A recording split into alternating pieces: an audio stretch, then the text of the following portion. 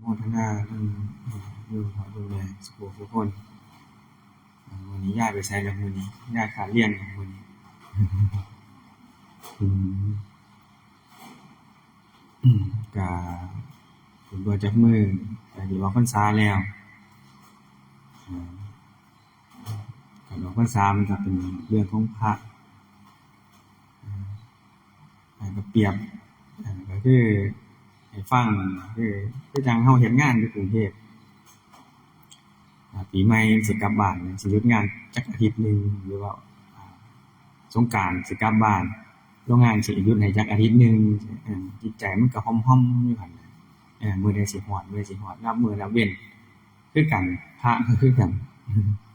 จิตใจมันก็ห่อมๆอยู่นั่นล่ะมื้อใดน้อสิออกพรรษาแต่ว่าคันออกมาแล้วก็จักสิไปไสก็อยู่หม้องเก่าหั่นล่ะอยู่ในวัดคือเก่าแต่ว่ามันหักเป็น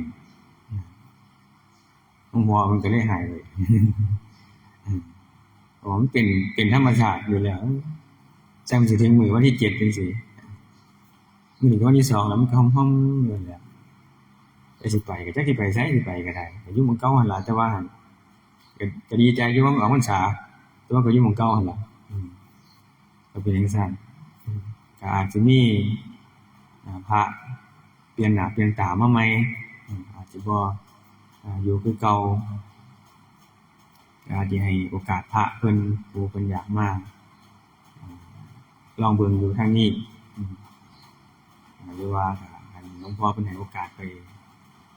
ธุดงค์ก็สิได้ไปพระก็อาจสิบ่เหลือส่ำเก่าหรืออาจสิหลายกว่าเก่าอันนี้ก็บ่แน่นอน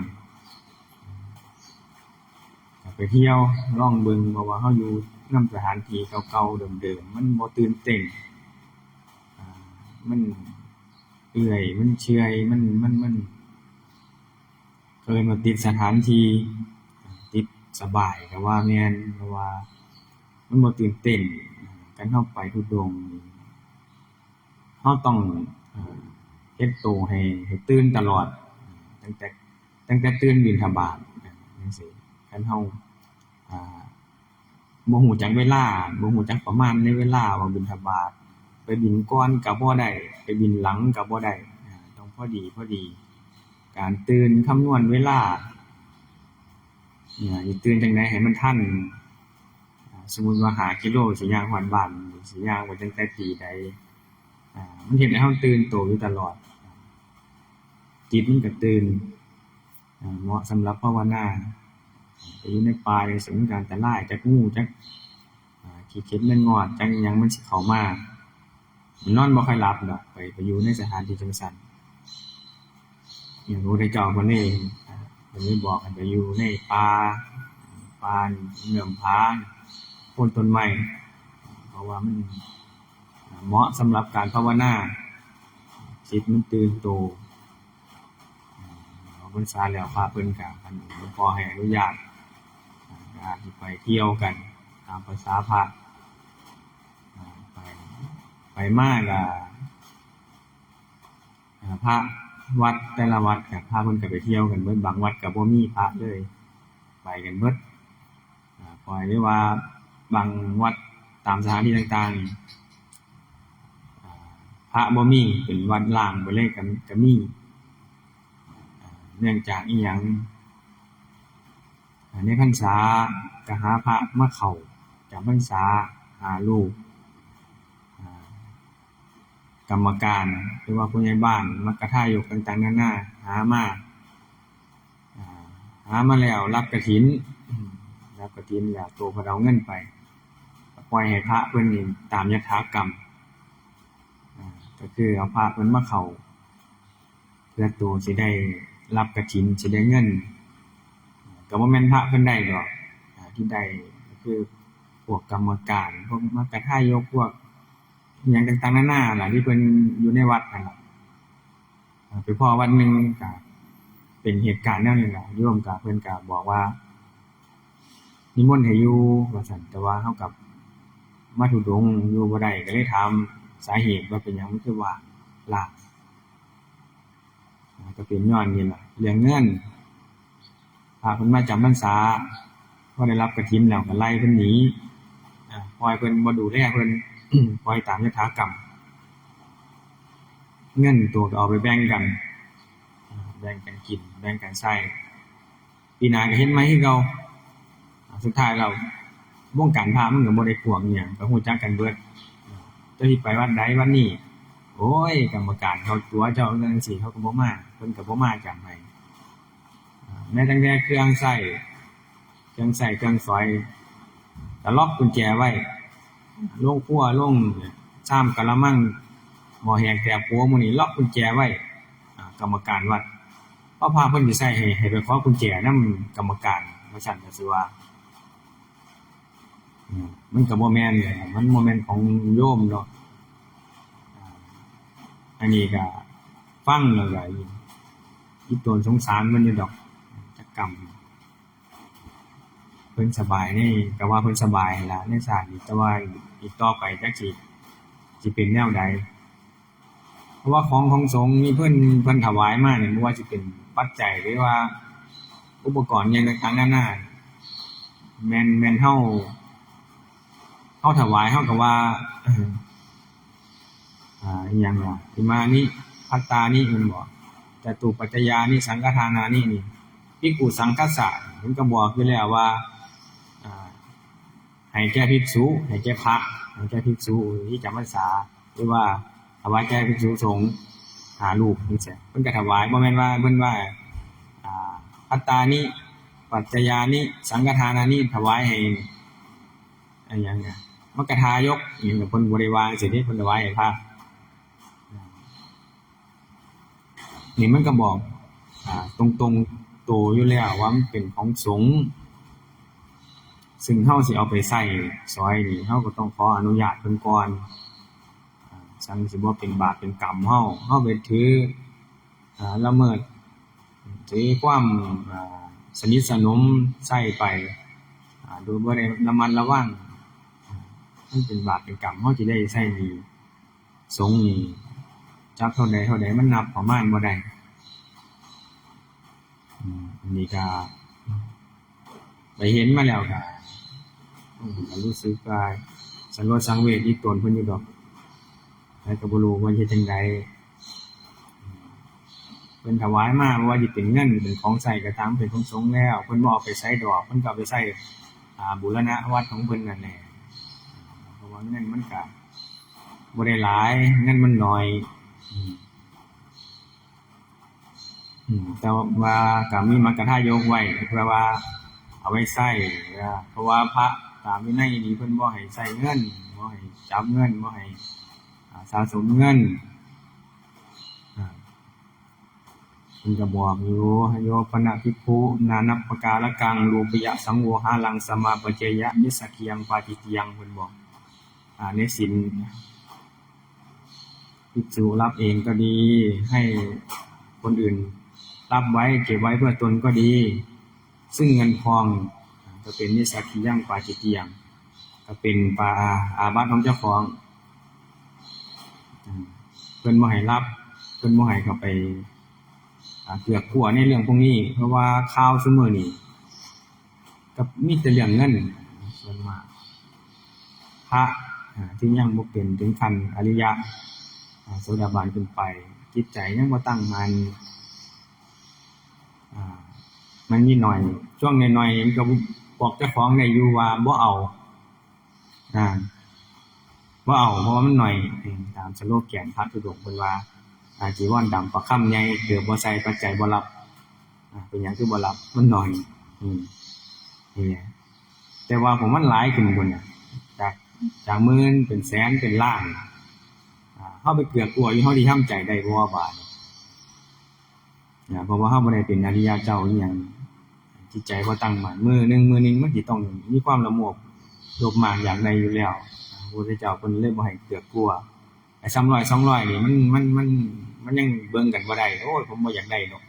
300 200 3,000นึงยังเบิ่งกันยากแต่เฮาไปเห็นเงินล้านนึง10ล้านจังซี่มันสิทำใจได้บ่อันนี้ก็พอปัญหาซุมื้อนี้ก็คือเรื่องเงินส่วนมากพระพุทธเจ้าเพิ่นก็เล็งเห็นแล้วว่าเป็นภัยเรื่องเงินเรื่องลาภสักการะพวกนี้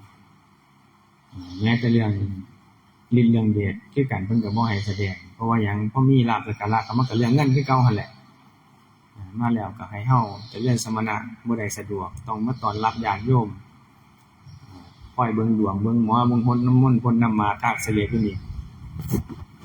สักย่ำกระหม่อมเสกกบาลหยังอยู่นี่ก็ว่าไปมันก็เลยบ่ได้เจริญสมณะเจ้าของก็เลยเสียไปสุดท้ายเจ้าของก็ตายไปซื่อเพิ่นก็เลยบ่ให้แสดงอีหยังแสดงนิดนึงเพราะว่าคันมีเรื่องเงินเรื่องค่ำก็มาก็มีเรื่องผู้หญิงเรื่องหยังก็มามันก็เฮ็ดให้เสียไปเบิดมันก็เป็นไผเพิ่นก็เลยเตือนว่าบ่ให้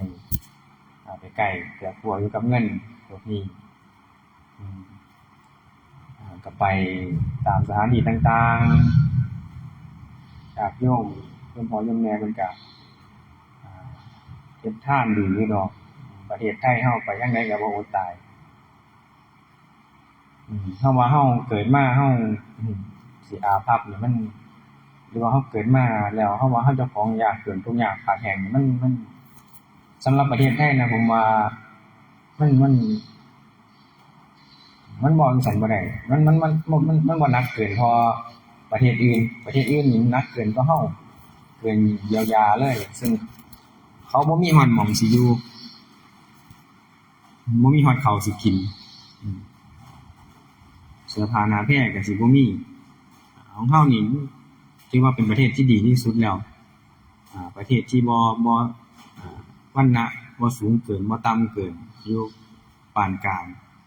พอได้เฮ็ดบุญให้ทานรักษาศีลภาวนาคือเหมาะสำหรับทุกอย่าง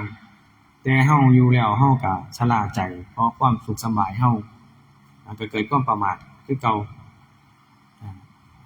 ให้เฮาไปเบิ่งประเทศอินเดียเป็นตัวอย่างที่ผมไปมา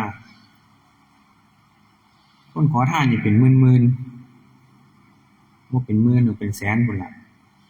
คือมาขอทานอยู่พญาคือต้นโพนั่นแหละที่พระพุทธเจ้าเพิ่นตรัสรู้ผมไปเทื่อที่1ก็เห็นผู้เฒ่าก็สังเกตแล้วว่าน่าจะขอมาตั้งแต่น้อยๆจนฮอดเฒ่าแล้วไปเทื่อนึงเราก็ตายไปแล้วบ่เห็นแล้วมันยังเราสินั่งหม้องเก่าอยู่ตลอดขอคันเขาให้กินก็ยังพอได้กินคันเขาบ่ให้กินก็บ่ได้กินพระไปบิณฑบาตคือจังไปบิณฑบาตพระไทยเฮานี่เพิ่นก็ออกบิณฑบาตแทนที่เขาสิเอามาให้พระนั้นต้องเอาไปให้เขาเพราะว่าเขามาขอพระบ่มีแฮ่งเปรียบเทียบคล้ายๆคือจังผีดิบนั่นล่ะเฮาเบิ่งโดนแฮ่งเห็นแต่กระดูกเห็นหมดกระดูกซี่โครงหยังต่างๆนานาเสื้อผ้าก็บ่มีย่างโซเซมาหาเฮามาขอเฮาบ่ฮู้จักพระเพิ่นก็มาจับมือมาลูบขาเฮาขอช่วงหัวค่ำจังซี่ช่วงเขาสินอนผมก็ได้ไปย่างเบิ่งตามสถานที่เห็นแล้วสิให้นำเขาอีตนเขานอนอยู่ข้างกำแพงผ้าห่มก็บ่มีหนาวก็หนาวคันผู้มีผ้าห่มก็จับผ้าห่มไอ้ดำมันตั้งแต่ยามได้บุเหลือกกลัวอยู่ยุ่งก็หลายนอนเกือกกันอยู่หั่นผมไปเห็นแล้วสิให้นำเขาอีตนเขาว่าแม่นเฮาได้อัตภาพเกิดมาเป็นคนก็จริงอยู่แต่ว่าคันเกิดมาในสภาพแนวนี้เกิดในประเทศแนวนี้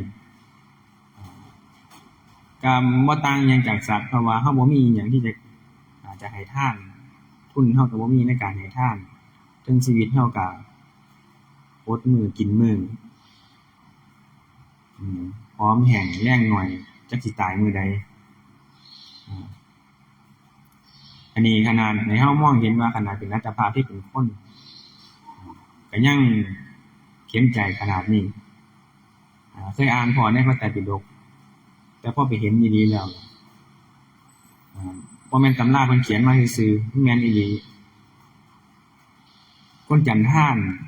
เกิดมาก็คือเกิดมาพร้อมกับโปแหละ บ่สามารถไปเฮ็ดงานทางใดได้ก็คือ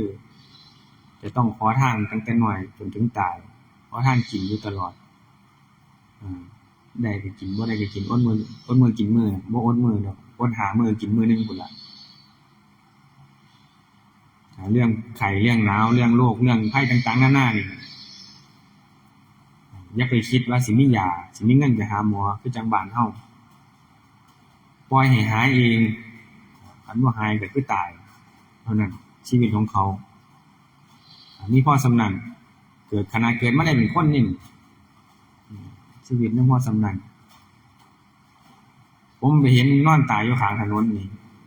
ก็คือจังหมาคือจังหมูยังตายเขาก็บ่สนใจกันตายแล้วเราก็ไปทิ่มแม่น้ำในลัญชลาเนี่ยผู้ที่จะเอาไปทิ่มแม่น้ำคงคาได้บ่แม่นว่าคนนั่นนี่ต้องมีเงินนี่ครับที่นี่เอาไปทิ่มแม่น้ำคงคาได้จังสิไปล้างบาปได้ตามความเชื่อเขาซ้ำคนเฮาเจ้าข่อยเอาไปทิ่มซื่อๆให้หมากัดกินทิ่มแม่น้ำในลัญชลาเวลาหน้าน้ำมาน้ำมันก็ซัดกระดูกไปแต่ส่วนน้ำมันยังบ่มาหมามันก็ไปแห่งกินไปยังคาบหัวเลี้ยนไรกันมวนแซวซะอยู่หาดทรายแม่น้ำในลัญชลาการเผากับฟืนเขาก็บ่ให้ตัดฟื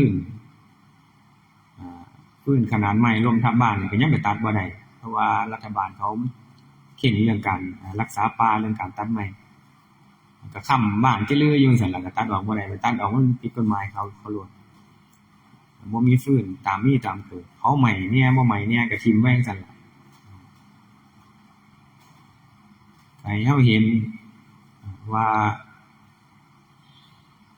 คันเฮาว่าเฮาทุกข์ยาก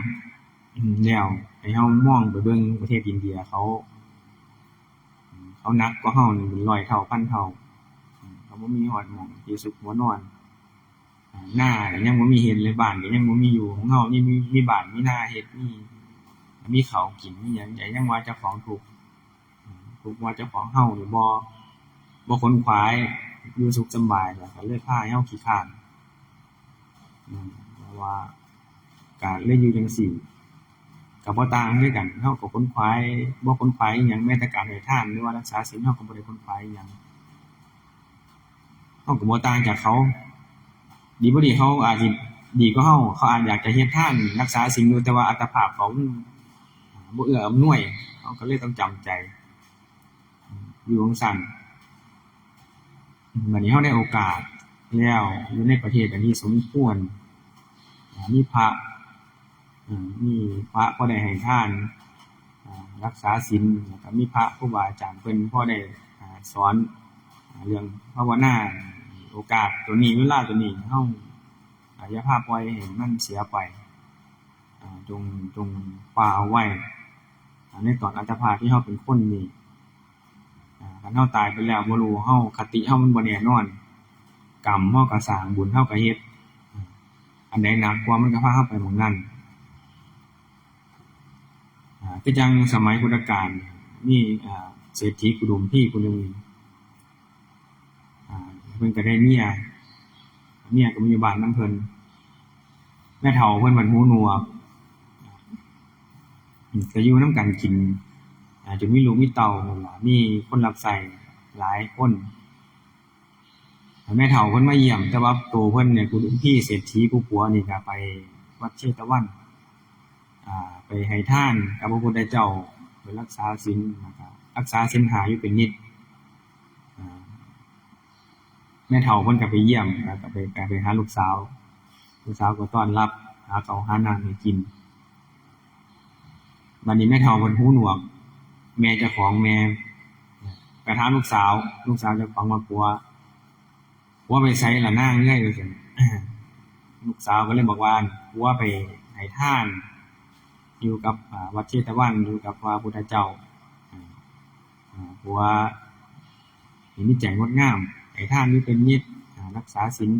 อยู่เป็นนิดขั้นบวชก็คือสิบ่มีผู้ใดเทียบเราได้ดอกผู้เมียว่าจังซี่บัดแม่มันหูหนวกได้ยินแต่ว่าบวชก็เลยบอกฮ้องใส่ลูกว่าเฮ้อผัวมึงไปบวชซะหมอว่าซั่น คนรับใช้ได้ยินอยู่พากันฮ้องให้ส่งข่าวออกไปทางหมู่บ้านก็ฮู้จักว่าโอ้อุดมพี่ผู้นี้ได้ไปบวชแล้วเราก็ให้ทานเสร็จจนค่ำเราก็กลับมาย่างมาฮอดหมู่บ้านเจ้าของชาวบ้านก็ถามว่าเอ้าอ่าคือว่าได้ไปบวชแล้วคือว่าได้บวชแล้วคือว่าไปบวชนำหมู่แต่เจ้าแล้วเราก็ย่างมาเรื่อยย่างมาเรื่อยคนก็ถามเราเรื่อยแต่ว่ายังบ่ถึงบ้านเราก็คิดได้โอกาสนั้นนี้เสียงอันนี้มันเป็นเสียงที่เป็นมงคลโอกาสนี้ก็เป็นโอกาสที่เป็นมงคลเพราะว่าคนก็รู้แล้วว่าเฮานี่ไปบวชเป็นมงคล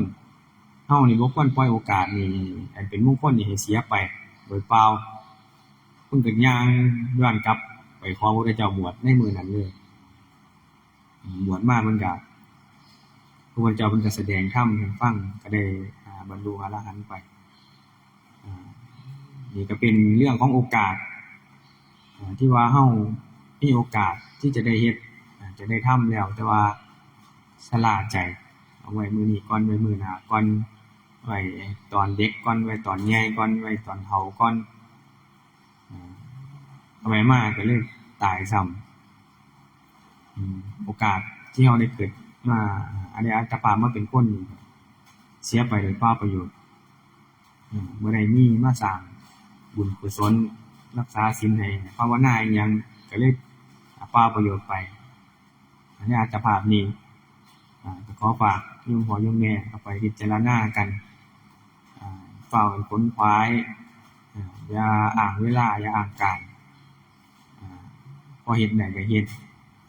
กอบโกยไว้ก่อนในบุญกุศลบ่ผิดดอกโลภในบุญกุศลเนาะเพิ่นบ่มีผู้ใดว่าผิดดอกแต่อย่าไปโลภในสิ่งของโลภในทรัพย์สมบัตินี่ก็ขอฝากโยมพ่อโยมแม่ไว้แต่เพียงเท่านี้เนาะขอหยุดไว้แต่เพียงเท่านี้ครับ